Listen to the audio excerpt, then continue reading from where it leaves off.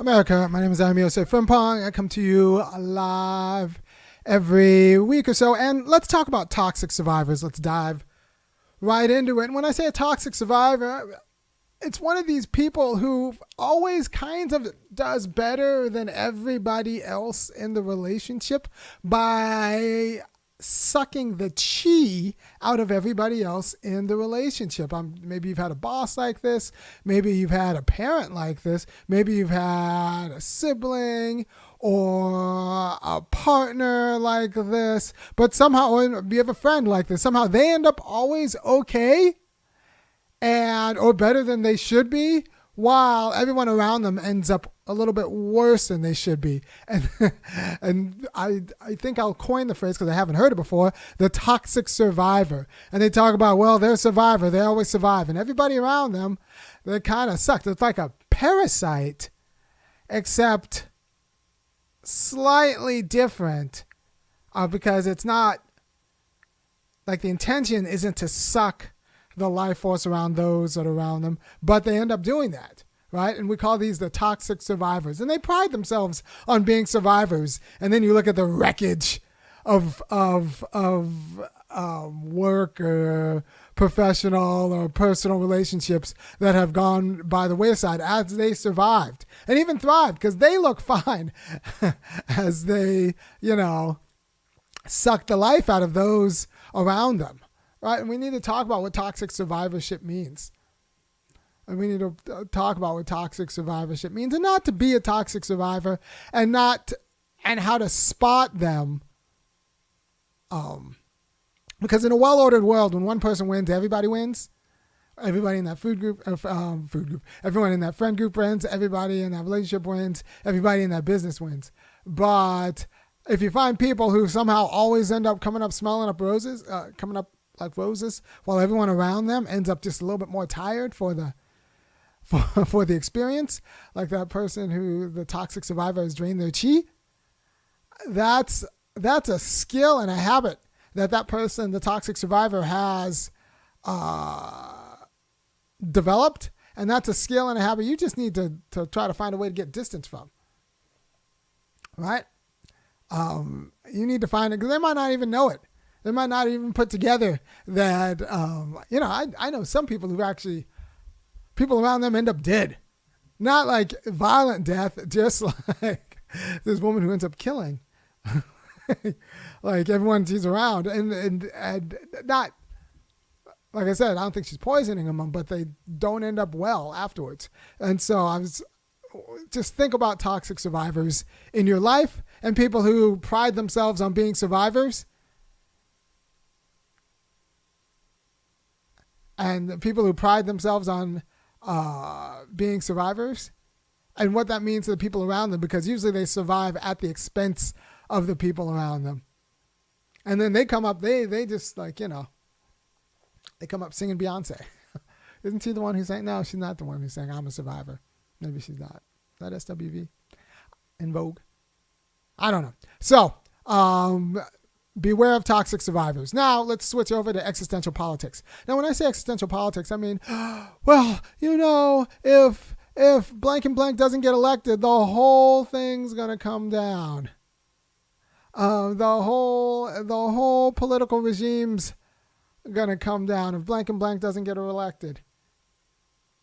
And that's a quality of existential politics that gets you confused from the essence, because you're not worried about being good anymore. You're worried about surviving. They turn you into a toxic survivor. Their job is to turn you into a toxic survivor. So that's how the two go hand in hand. So you take your eye off freedom or dignity and now start worrying about surviving in a way that drags down anyone around you. And you start doing anything it takes to survive, because they're telling you, well, if politics goes bad, you won't survive. So you start doing anything it takes to survive in a way that degrades you from your essence, from what you're trying to be. So there's a way in which, and this is what I wanted to drive home, there's a way in which existential politics is a distraction from actually working towards your essence, working towards what you are, working towards what you aspire to be, because you're too busy trying to stave off absolute destruction. and I'll say this before, those who think January 6th is like some sort of existential moment for the United States and we almost got run over by a coup, don't be silly. Don't be silly. Like the last, like the last, if all the secessionists of the Seventh Civil War thought they had to do was storm the Capitol, they would have done that and saved us the Civil War, right? The United States is bigger than a building. You're not going to have some sort of coup by taking over a building. If anything, they should have just let them have the Capitol, and then, you got them hermetically sealed in there while we run the nation, right? Turn it into a prison. So January 6th was not some sort of really like try to overthrow the government. That wasn't going to happen.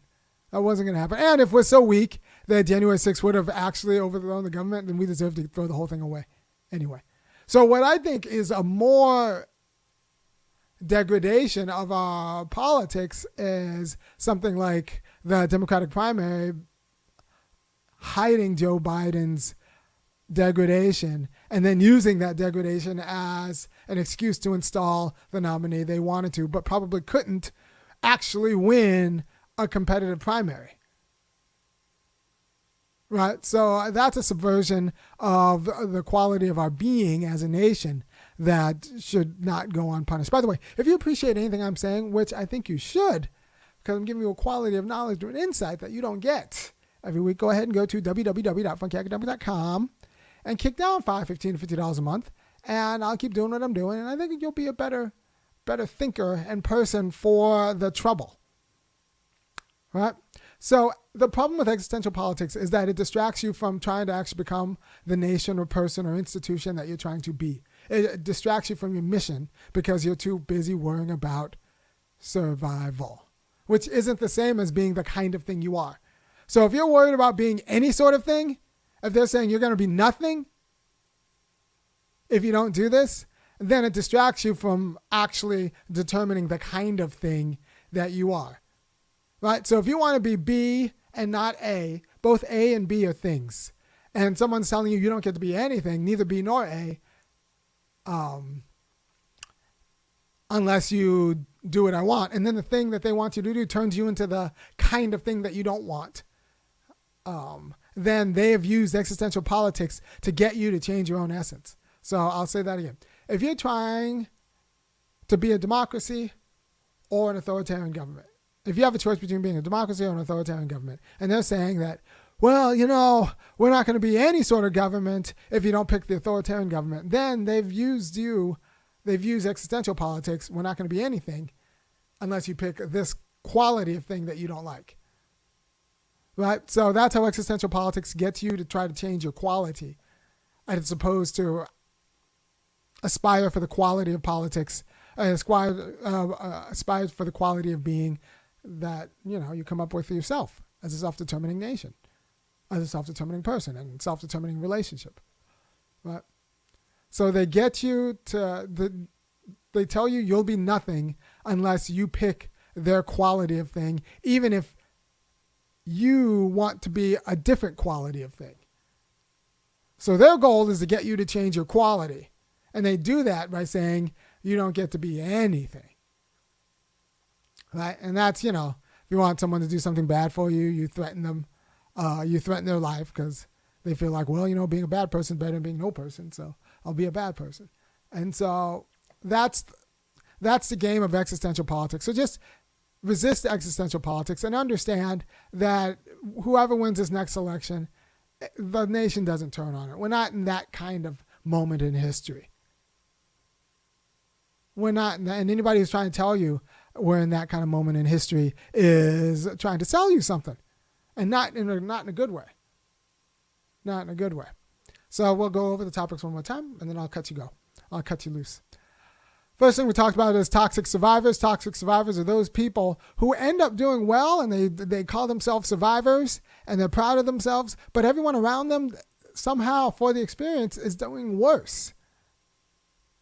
In a way that's often completely oblivious to the toxic survivor. They don't know they're toxic.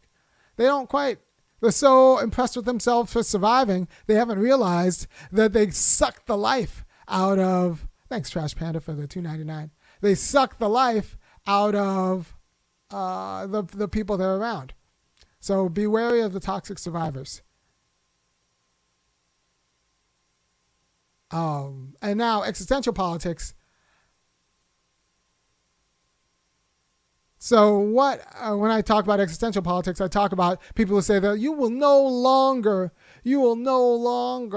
be alive, or we will no longer be at all if you don't vote for the candidate I'm saying.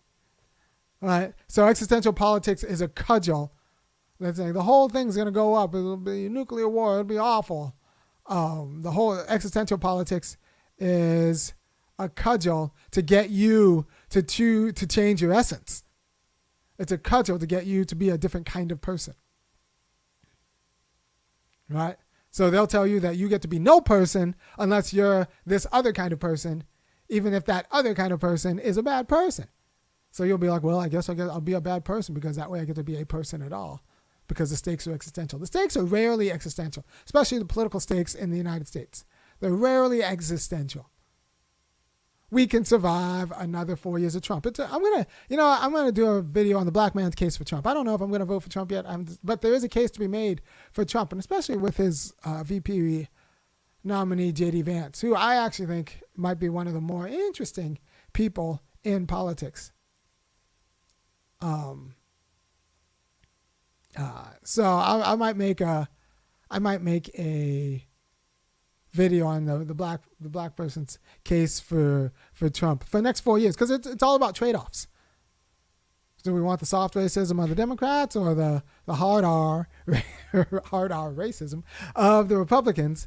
And I think maybe the hard R racism isn't the worst thing if it comes with other things we like better families, or a better way to talk about families, or an expanded way to talk about families, an expanded way to talk about jobs. So I'm not necessarily averse to another 4 years of Trump. I think it could balance out the situation with respect to our discourse. It might actually be good if it gives J.D. Vance a more, a bigger platform to talk about families. Vance is interesting because he came from a screwed up family. He came up from a screwed up family, and he's like, you know what, my family was screwed up, and I thought it was screwed up growing up, and then I actually walked and met my wife, and then went to her family, and her family isn't screwed up, and I was like, this is different, this is better. Oh, we need to talk about how Americans casually screw up their families. Once you actually understand that, you see why recent immigrants, especially recent immigrants from high achieving foreign nations, come here, and then they just it's like an invasive species. We don't have a natural predator for them. They tear it up because American families are such kind of slipshod, haphazard messes for lack of culture. So, Vance is interesting because he's come from screwed up families.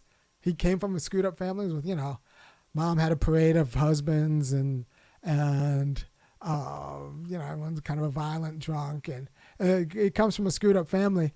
And all he has to do is admit that this is screwed up. This is part of a culture. I wasn't an anomaly. This is part of a culture. And we got to figure out what this culture made. Now, I have a theory that the liberalization of the economy and the liberalization of the families, one screwed over workers because it wasn't really actually thinking about it. The other one screwed over children because they weren't really thinking about it.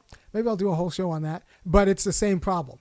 It's the same sort of kind of thoughtless liberalization that didn't understand what these institutions were for, and then with a quality of indifference created all of this detritus. On one hand, you have workers, and then the other hand, you have children who weren't brought up or who are abandoned to the market, which is probably television, or now it's phones, because they don't take the institutional life seriously and what it means to just kind of casualize the institution.